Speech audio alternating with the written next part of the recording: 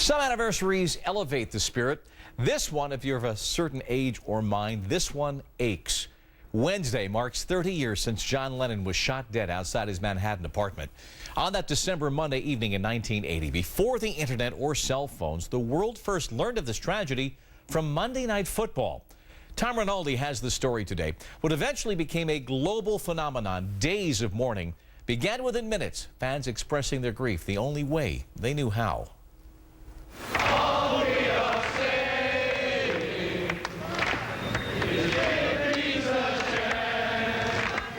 In their mourning, they turned to his music. He's not dead. They're just saying that. He's not dead. John Lennon can't be dead. The death of a man who sang and played the guitar overshadows the news from Poland, Iran, and Washington tonight. By the time Walter Cronkite began the nightly news on December 9th, 1980, the biggest single news story in the world was more than 18 hours old.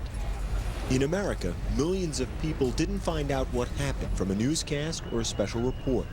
They learned John Lennon was dead by watching a football game. An unspeakable tragedy confirmed to us by ABC News in New York City. After he made the announcement, Howard, I think, probably would have just liked to cancel the telecast at that point. John Lennon and the Beatles had already transcended music when they first arrived in New York City in 1964. Their fame, distinction, and reach would only grow, touching many in their generation, including a British teenager yet to become an NFL kicker. The Beatles, they were the songs, and everybody had Beatle records, and we all grew the Beatle haircuts, and I mean, it was just an era. Even after the Beatles' breakup in 1970, Lennon's popularity and cultural relevance continued to climb, making him a desired guest with Howard Cosell on one of the country's most popular TV shows, Monday Night Football. Want to move that up just a little closer? How are you? What's been your view of this American professional football scene? It's an amazing event and sight. It makes rock concerts look like tea parties. But I must say the first thing I heard when I got in was I'm playing a Beatles tune yesterday, which cheered me up no end. Almost 6 years to the day after that interview, on December 8th, 1980, Lennon would again become a focus for Monday Night, but in a very different way. Hello again, everyone, and we're excited about tonight because the Patriots have not been able to beat Shula and Miami here at the Orange Bowl since 1966. That night in New York City, a local TV news producer for WABC, Alan Weiss, was in a motorcycle accident in Central Park and taken to nearby Roosevelt Hospital. One of the EMTs said to me, "You're really lucky. It's a Monday night. If it was the weekend with all the shootings and stuff that go on, you could be in the ER for hours before anybody sees you, but it's a quiet night tonight." The 24-yard attempt. With the playoffs on the line for the Patriots, the Dolphins tied the game at the end of the third quarter. Cosell, Gifford, and Fran Tarkenton called the action. Frank, you just can't come into a game the way New England has come into this. Fighting for a playoff berth, you've got to go all out and be aggressive. In New York, Weiss noticed another patient being wheeled past him. Two of the police officers come out, and I hear one officer say to the other one, "Can you believe it? John Lennon." I opened up my eyes and I looked up and I said, "Excuse me, officer, what did you say?" Just before 11 that night outside the Dakota, his apartment building in New York, Lennon was shot 4 times by an obsessed fan named Mark David Chapman. Dr. Stephen Lynn was working in the emergency room at Roosevelt Hospital. He was carried directly into our resuscitation room, didn't stop. We were told that he had no vital signs, and the nurses, in fact, confirmed no blood pressure, no pulse, no breathing, no response. I knew that there was a payphone in the waiting room. So I called the assignment desk, spoke to Neil Goldstein, the assignment editor. "Neil, I'm at Roosevelt. I think John Lennon's been shot." At the time of the call, Lennon was still in surgery, doctors doing everything they could to restore his life. I literally took his heart in my right hand and massaged his heart hoping that perhaps when we restored some blood volume, we could restore some cardiac function. But that was not to be the case. And at about 11:15 that evening, John Lennon was pronounced dead. Outside the hospital that night, Alan Weiss described what happened next. There was a scream, a woman's voice. I was told, I did not see who was screaming, I was told it was Yoko Ono. Oh no, no, oh no, oh no. She said, no, it's not possible. You're lying. He can't be dead. He was just alive. I saw him. And finally, she accepted what had happened. She said, I need you to delay making the announcement of his death. My son Sean is sitting at home. I don't want him to learn of his father's death by seeing it on TV.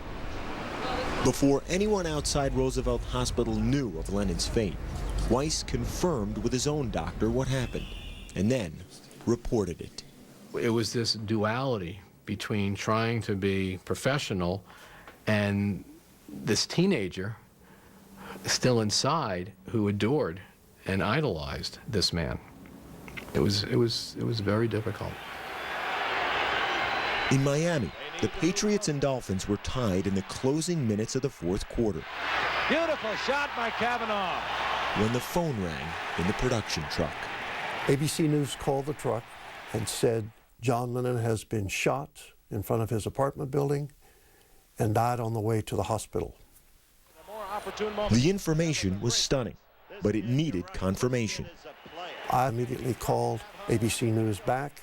They confirmed it to me, and once they confirmed it to me, I then knew what the next step should be, and that was to call my boss, Roone Arledge. Through the IFB, I was listening to the phone calls. We're trying to reach Roone Arledge.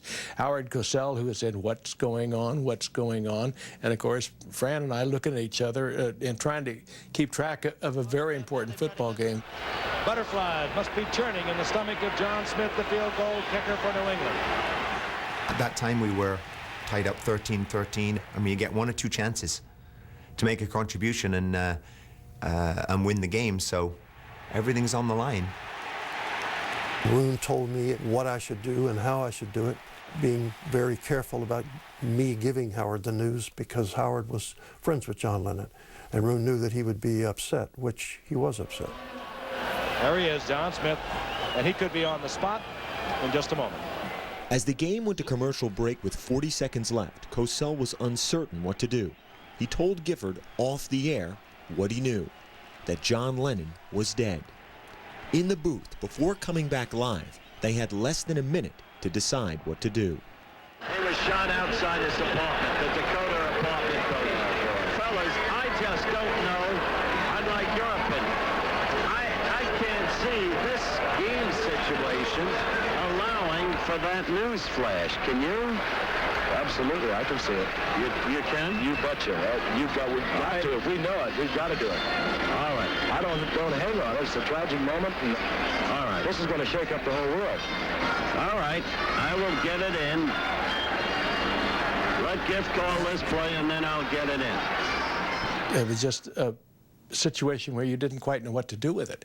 And meanwhile, we decided we would go ahead and go with it. Timeout is called.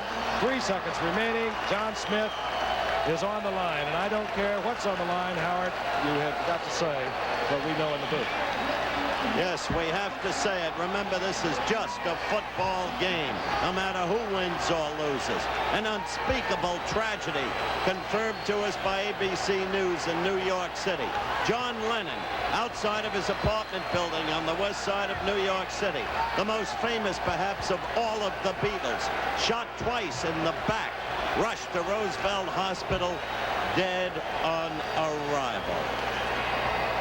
Hard to go back to the game after that news flash, which in duty bound we had to take. I thought he handled it extraordinarily well. Honestly, I was still concerned that maybe we had done the wrong thing. As it turns out, we didn't. Block.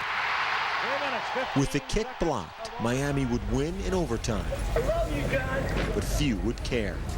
20 minutes after Cosell's announcement, Dr. Lynn addressed the media. John Lennon was brought to the emergency room at the Roosevelt site, St. Luke's Roosevelt Hospital, this evening shortly before 11 p.m. He was dead on arrival. We heard about it in the locker room afterwards. The press were talking about two things. We were talking about the fact that we'd lost the game, and then it changed straight away to John Lennon. He was such a peaceful man. A week of worldwide mourning followed Lennon's death.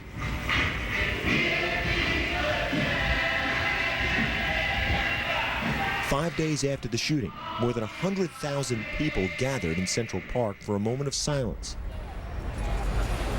honoring a loss that millions of people found out by watching a football game. A loss that still echoes 30 years later. It's somewhat ironic that an organization that prides itself on news actually sees the story broken by a sportscaster. This is, what, 30 years ago, and you look back and it was almost primitive in the way it was handled. We informed millions and millions of people that one of the great people of show business had been assassinated. Tom Rinaldi reporting. Alan Weiss, the producer at the emergency room, does have one regret, that in breaking the story, he unknowingly went against the wishes of Yoko Ono, who wanted the announcement delayed. Lennon's son, Sean, did not see any of the TV reports that night. His mother broke the news to him later. For more on the night, an international tragedy intersected with Monday Night Football. Read the online offering from producer Jeff Auciello at ESPN.com.